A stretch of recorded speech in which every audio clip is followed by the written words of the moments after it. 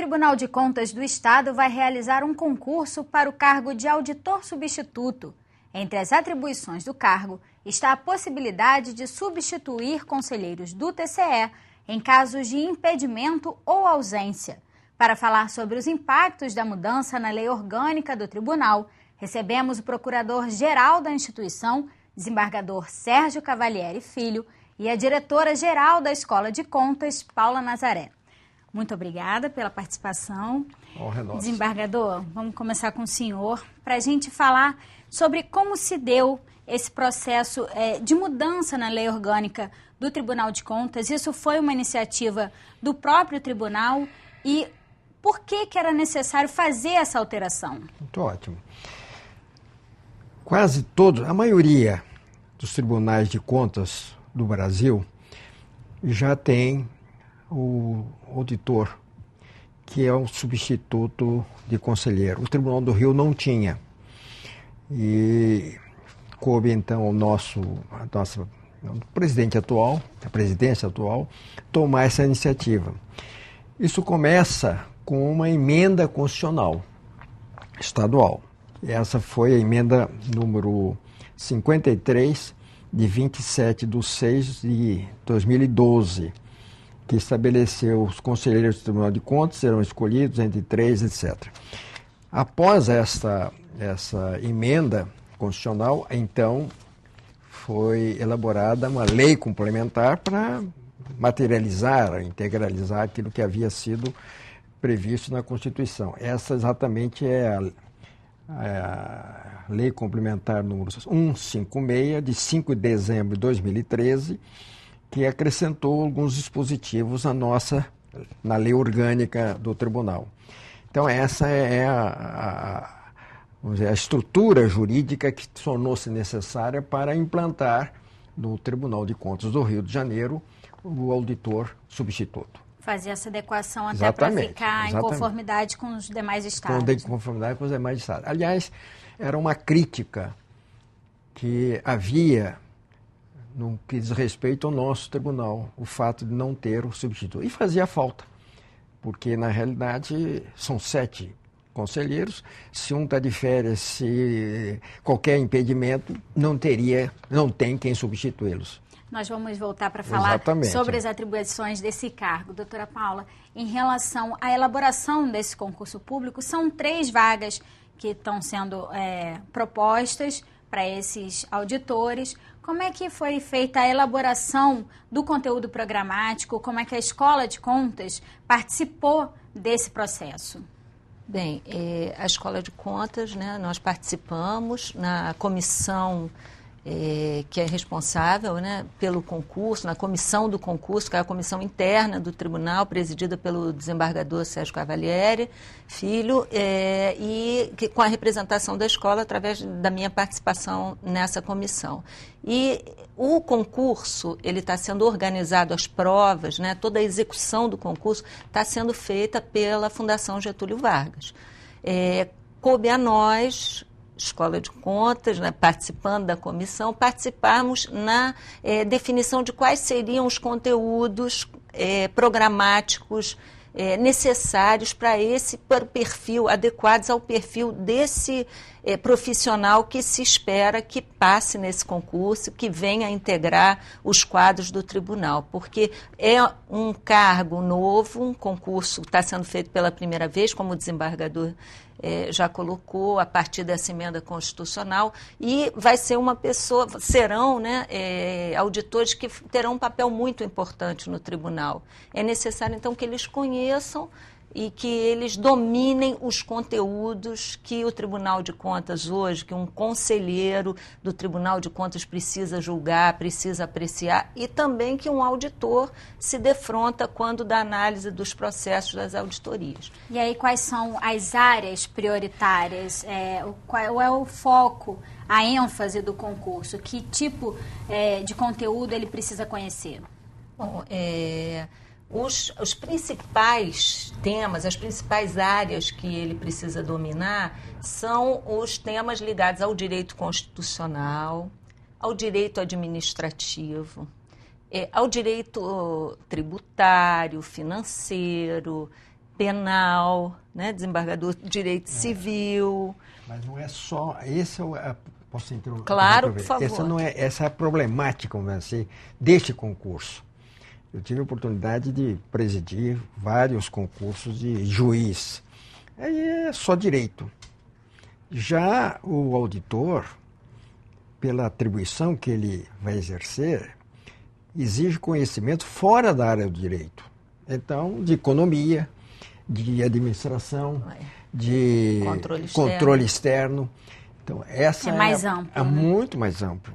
Então, coube à comissão do concurso, estabelecer exatamente quais as áreas, como disse a professora Paula, e o conteúdo programático. Em cada área dessa, nós queremos que seja abordado nas provas determinados. Então, essa coube à comissão.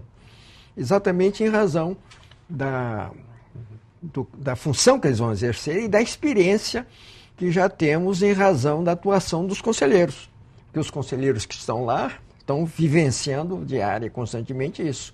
E precisam dessa visão geral. É muito mais complexo ser um conselheiro do Tribunal de Contas que ser foi magistrado 40 anos, né? Do que magistrado. Mas ela só cuida do direito, lá eles cuidam do direito e o resto. E o cargo de conselheiro do tribunal é um cargo de muita importância. Muito. Ele fiscaliza as contas de todas as prefeituras. A partir das contas do governador. Exceto do município do Rio e também do governo do estado. Não, do governo do estado também. Sim, cabe a gente. Só o do município que não, do governo do estado e dos outros municípios todos. Então, como é que fica a questão das funções desse auditor fiscal quando ocupar esse cargo? Ele vai ter essa possibilidade de substituir o conselheiro nos casos de impedimento ou na ausência, quando ele estiver de férias ou por uma questão médica eventual, mas no dia a dia, quais são as atribuições do cargo dele? Muito bem colocado. O auditor, a principal finalidade dele é substituir conselheiro.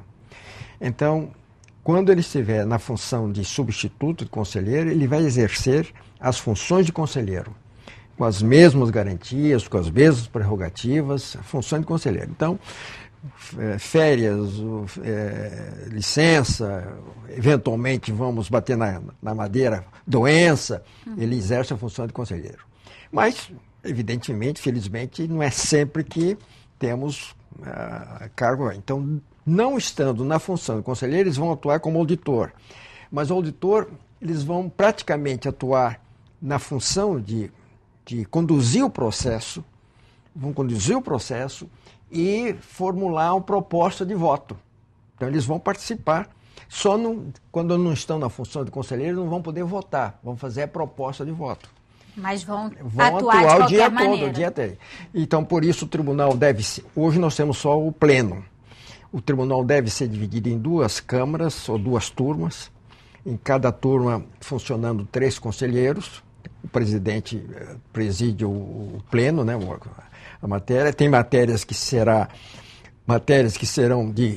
das turmas e tem matérias que serão do pleno. Por exemplo, julgar as contas do governador. Aí todos os conselheiros são envolvidos. Ou se um conselheiro estiver de férias, de licença, ele atua como... A não ser assim, ele vai atuar na Câmara, levando os processos, trabalhando como um conselheiro, apenas não vai julgar, vai propor o voto. Daí a importância dele conhecer todos esses conteúdos do controle externo. Como conselheiro, ele tem as prerrogativas do conselheiro e as prerrogativas do conselheiro é de desembargador. Como auditor, ele tem as prerrogativas de juiz de entrância especial. Não de desembargador. Não, desembargador. Doutora Paula, em relação ao concurso público em si, já estão abertas as inscrições, a primeira prova objetiva já acontece agora no dia 28 de junho. Isso. E de que forma a Escola de Contas vai acompanhar esse processo e até fiscalizar o que está sendo feito durante esse concurso? Bem, na realidade, a comissão do concurso, que é essa comissão interna, que cabe, né, compete à comissão do concurso acompanhar e supervisionar a execução do concurso pela Fundação Getúlio Vargas. Então, esse processo já teve início, como o desembargador colocou, já na definição do conteúdo programático, na análise prévia do edital do concurso, que nós participamos, né, a comissão do concurso, em conjunto com a comissão responsável lá da Fundação Getúlio Vargas, que é uma fundação que tem muita experiência, é de reconhecida excelência e já tem uma vasta experiência na condução de concursos públicos. Então, nós acreditamos, né, por favor, desembargador, me complete no que achar, mas nós estamos atuando numa sintonia muito boa com a comissão, com essa comissão, e eles estão nos trazendo as dúvidas, nós estamos colocando as necessidades do tribunal e esse processo até agora está indo muito bem e a tendência é que vá. Então, e aí, quem sabe, então, um esclarecimento importante. O concurso, a escola e a procuradoria estão atuando na elaboração do concurso. Então, o concurso não está sendo elaborado nem pela escola, nem pela procuradoria, é pelo tribunal. Uhum. Então, foi o presidente do tribunal que nomeou essa comissão, né, integrada, eu sou presidente, integrado por um representante da escola, a Paula, e mais 2 procuradores, subprocurador-geral e outro. Por que Fundação Getúlio Vargas? Se fosse um concurso só jurídico, a gente resolvia lá, que eu tenho um corpo de procuradores de primeiro nível, mas é eclético.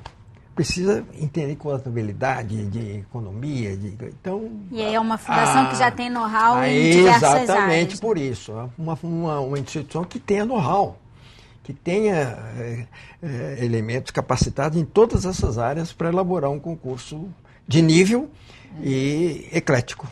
Porque agora, com a aplicação da prova, o início da aplicação das provas no dia 28 de junho, significa que até o final do ano esse processo deve estar concluído. O presidente quer muito resolver esse problema todo antes do fim do ano. Então vem a primeira prova, que é uma prova, o que eu chamo aí o provão, né? Tirar os municípios, depois virão as provas específicas. Então nós esperamos que talvez lá para novembro no máximo tenhamos concluído o concurso. E essas provas, doutora Paula, além da prova objetiva, que outras etapas vão acontecer? Bem, tem 2 etapas que são eliminatórias, classificatórias, que é essa prova, o provão, que o desembargador chamou, que é a prova objetiva. Vamos chamar assim, né? Porque o provão é depreciativo. É a primeira seleção. É a prova objetiva, que vai ter 80 questões. Depois, na sequência, são as provas específicas, duas provas discursivas, né? Para a qual só irão os 50 primeiros colocados na prova objetiva. E depois, uma vez terminadas essas 2 etapas, então, temos as provas orais e a avaliação de títulos. Então, na realidade, são essas 4 etapas que vão culminar, que vão ser desenvolvidas ao longo desses 6 meses e que, como disse o desembargador, nosso presidente, quer muito conseguir, até o final do ano, a gente está com esse processo. Só um detalhe aí, talvez, as provas orais não serão eliminatórias. Nós achamos que prova oral eliminatória é muito complicado, entendeu? Por causa da subjetividade, da interpretação. Exatamente, muito subjetivo. Então, um candidato que vai bem nas provas todas, chega no oral ser reprovado, às vezes fica aquela interrogação, né? Então, as provas orais são classificatórias. O cara que é melhor e também os títulos, né? São classificatórias. Todos têm peso, né? Todos têm peso, mas a gente precisa fazer um pequeno intervalo e volta falando sobre esse assunto no próximo bloco. É só um minutinho, a gente volta já já.